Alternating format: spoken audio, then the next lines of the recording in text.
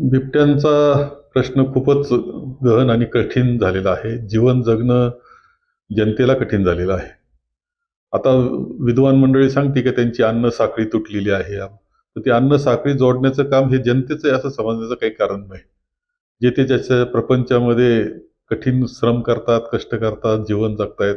आणखी हा बिबट्याचा प्रश्न निर्माण झाला. अन्न साखळीची काळजी शासनानं केली पाहिजे. पण अन्न साखळीची काळजी करत असताना त्यांनी सांगितलं की शेळ्या सोडणार. मला वाटतं आपला बिबट्या आहे तो. तो शेळ्या खाणार नाही, तो बोकडेच खाणार. आणि पुन्हा बिबट्याने बोकडे खाल्लेत असं सांगितलं जाणार. शेवट प्रश्न मात्र शिल्लक राहणार. असंच याच्यात भ्रष्टाचार वाढवण्याचा कार्यक्रम आहे हा, बाकी काही नाही.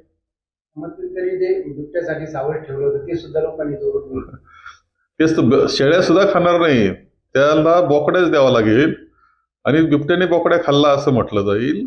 हे भ्रष्टाचाराचं एक अत्यंत चांगलं मार्ग त्यांना सापडेल, काही लोकांना, अधिकाऱ्यांना आणि कोण जे असतील संबंधित यांना, असं मला वाटतं.